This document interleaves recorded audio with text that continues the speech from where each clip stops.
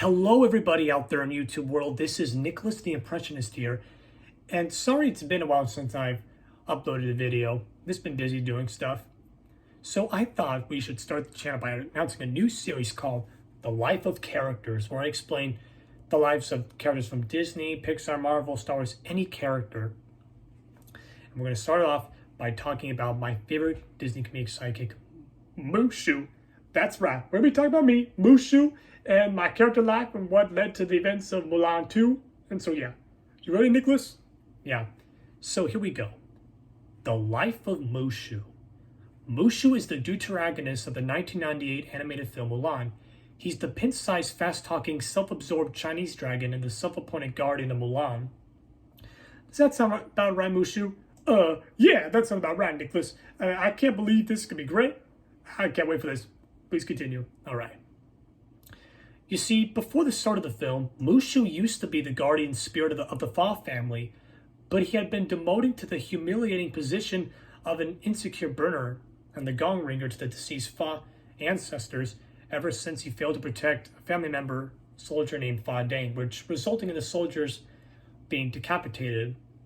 And in his spirit form, he kind of holds his head.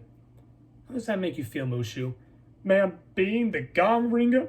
I don't like it at all. At least now I'm still the guardian, right? That's right, buddy, you are. Let's continue. Mushu's reputation would suffer dearly from this, with the eldest of the ancestors refusing to even acknowledge Mushu as a real dragon. Yeah, because I'm a real dragon. Don't you believe that, Nicholas? Yes, Mushu, you do look like a real dragon. As you can see, he does look like a real dragon. Plus, I hate being called a lizard. Everybody thinks I'm a lizard. Yeah, I think so too. So anyway, in the contrast to Mulan, Mushu is most situations most comical, overconfident, and impulsive. He strives to be one of the family guardians again, and selfishly comes to Mulan's aid to turn her into a war hero, believing that will get him back on the top shelf. Well, you know, that was my plan at first, so I think that worked. Well, let's see about that. However, he eventually come to realize the error of his ways, admitting to Mulan that he risked her life to further his own goals. He then attempts to take her home to face the consequences of his actions, but when she insists on stopping the Huns, Mushu loyally follows her, showing that underneath he has a good heart. So you do have a good heart, Mushu. Well, yeah, I do have a good heart, but that's just about that. So anyway, please continue. All right. So at the start of the film, Mushu is first seen as a copper incense burner in the Fa family's temple when Fa Zhu prays for the ancestors to help Mulan impress the matchmaker.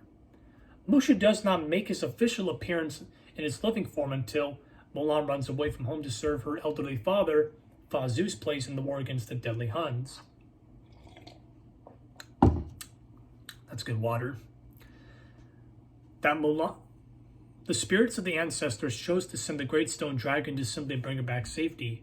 For the task of awakening him, they send Mushu, who is offended when he is not asked to find her himself.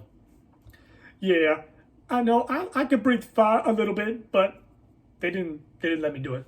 I know, buddy, but we know what happens. Okay. They send Mushu. In the past, his actions in protecting the Fa family led to disaster. So he ends up destroying the great stone dragon. So yeah, then I proposed as this great stone dragon. It's like, good morning, I am the great stone dragon. I will go forth and fetch Mulan. You know? Yeah. Then Cricky suggests that you should bring Mulan back safely so that instead he won't be punished. So Mushu decides to make his own plan to set out to make Mulan a war hero, selfishly engaging her life in the process. He meets her in a bamboo thicket, overlooking the army camp, and paces as her powerful guardian, offering to guide her through the masquerade. Though she is mildly impressed because of his small stature, they make their way to the camp where Mushu constantly gives Mulan, in disguise of Ping, unsuccessful advice.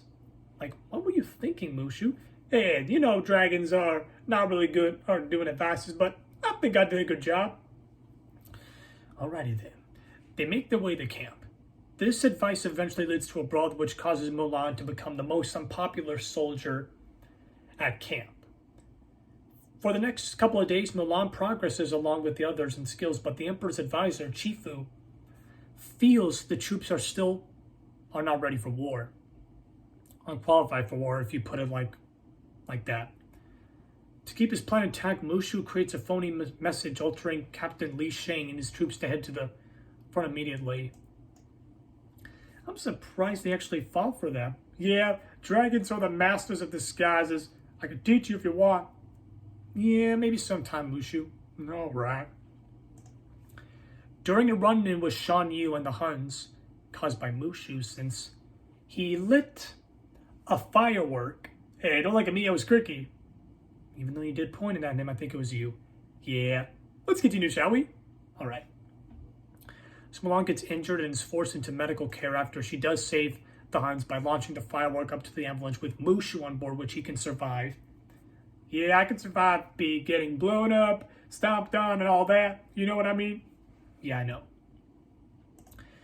So after that, this results in Mulan's secret being discovered, and she is left on a mountain summit as punishment. So Mushu takes the time to come clean with his motives, but apologizes and promises to stay by Mulan's side no matter what.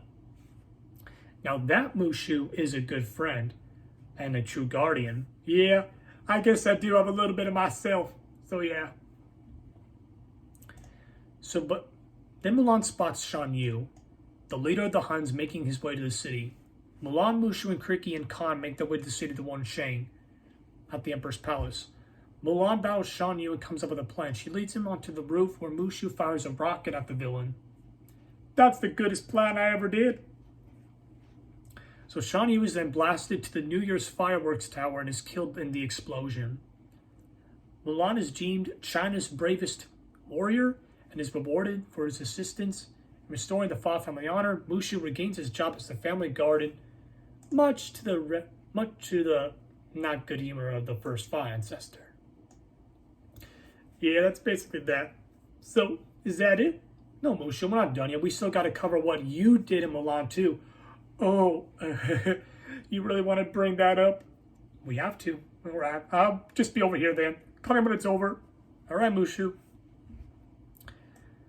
So then we get to the events of Mulan 2, where Mushu serves as the triagonist, which I believe is a triagonist and a antagonist fused into one. So yeah. Still good water. When Mulan prepares to marry to Shang, Mushu is at first overjoyed to the point of tears, going as far as planning the wedding himself. However, this would be his undoing. Things change once the ancestors tell him that if Mulan marries Shang, his family's ancestors will take over his duty of guardianship, which means Mushu will have to go back on gong duty. Desperate to keep his job, he constantly tries to break the two apart to keep his position. So, after many failed attempts, he does succeed, like he puts worms down Shang's shirt, blows him up, the turkey. So yeah, I feel like Mushu needed to calm down a little bit. He needed to relax a little bit. But yeah. However, Mushu begins to feel regretful about his actions, and he eventually tells Mulan the truth. She does get angry at Mushu for what he has done, but Mushu just felt like that he felt that Mulan and Shang didn't have anything in common. Even though Mulan was right, she does go tell Shang the truth. Mushu said that he would try to make it up to her, but Mulan tells him that he's helped enough. So she is upset with Mushu for his actions. So, yeah. Aside from this, Mulan and Shang were meant to escort 3 princesses to a kingdom to arrange marriage with Lord Qian's child's son. The princesses fall in love with Yao Ling and Qian Po, with Mulan supporting it after Mushu's schemes to prevent the princesses from marrying. Mulan agrees to marry the prince in their place. This, of course, breaks Mushu's heart. Mulan had put her trust in her guardian, but Mushu, his selfish ways, got the best of him. In order to redeem himself and rescue Mulan from her fate, Mushu proposes himself as the great golden dragon of unity and forces the king to cancel the marriage, allowing Mulan and Shang to marry and letting the princesses marry Yao Ling and Qian Po. Having grown out of his selfishness, Mushu is ready to go back to gong duty. He prepares for his lifelong boardingism, but Mulan and Shang arrive at the temple and merge the family temples, thus allowing Mushu to keep his job, which causes him to celebrate and accidentally appear in front of Shang, which he already knew about him since Mulan told him, and he pictured Mushu a bit bigger. Say, what? You mean they already told me? She told me about me? About us? Yes, Mushu, and thus you still get to keep his job. And I thought in the first film that Mushu learned his lesson, but it looks like he needed a second adventure to get rid of his selfish motives. Well, all's well that ends well, right, Nicholas? That's right, Mushu. Hopefully you guys enjoyed this video. Leave a comment below on which character you would like to see next. See you all next time. See you later, everybody. Make sure you subscribe to the channel, and if you don't, well, I will dishonor on you, dishonor on your cow. Okay, Mushu, I think they get it. Okay, then they're gonna have to trust me. They better subscribe to you, Nicholas. Don't worry, we'll get there. All right, see you later. All right, see you guys next time. Bye-bye.